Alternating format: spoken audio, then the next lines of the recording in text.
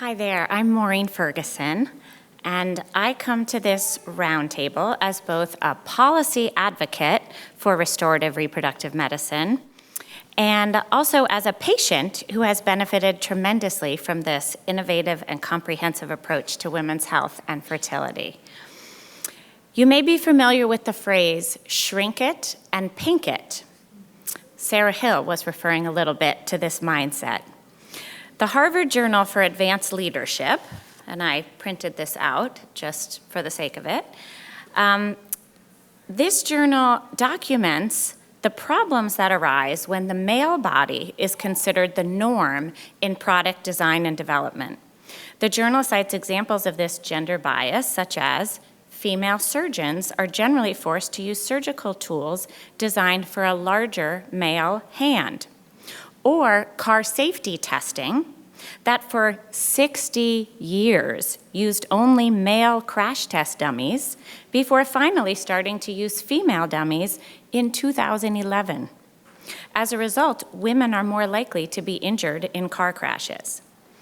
This mentality has certainly affected women's health care, which has a long history of such bias. Women's health care has been given short shrift in a variety of ways, especially in the area of fertility. Research dollars have historically focused primarily on male subjects, as was mentioned, leaving women underdiagnosed and undertreated.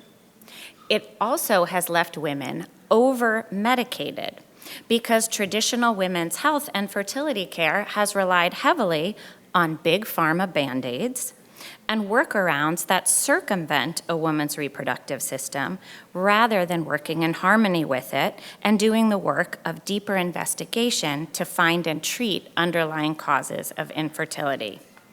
The doctors we're going to hear more from later today in the roundtable have not fallen into the shrink it and pink it mindset that so much of our healthcare system has relied on. Or in the context of fertility specifically, you might call it suppress it and circumvent it. Doctors who practice restorative reproductive medicine, on the other hand, come with a mindset to diagnose it and treat it. These doctors are incredibly skilled and smart. They think outside the box. They have years of clinical experience with proven success. They have been pioneering innovative approaches that prioritize comprehensive women's health care and successful fertility treatments.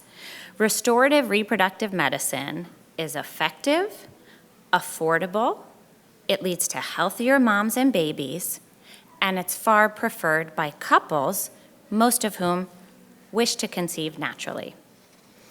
As a policy advocate, I love working on an issue that's so unifying.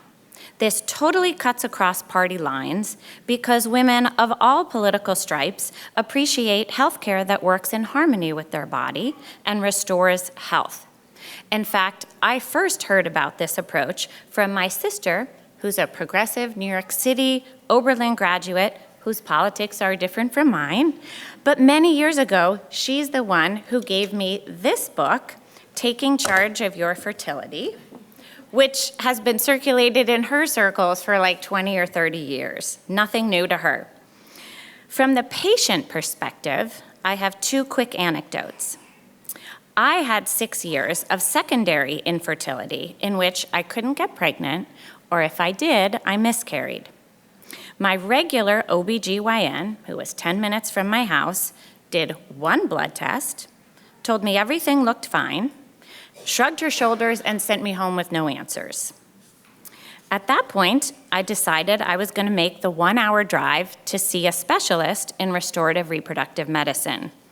After a deeper dive and more comprehensive testing of my hormone levels on several different days of my cycle, this doctor figured out what I needed. And as my 40th birthday present, I had this baby girl. In the interest of time, I'm going to skip my next anecdote because I know we need to move on. But we need more doctors who are trained to take this more innovative approach to fertility. And again, restorative reproductive medicine is a great tool in the toolbox to treat infertility. It makes all the sense in the world for the government to support RRM research, education, and parity in health insurance coverage. Again, it's effective, at least as effective as the alternative. It's affordable, exponentially less expensive than the alternative. It leads to healthier moms and babies, healthier outcomes for both. And preferred by couples, it's a lot more fun to conceive the original way.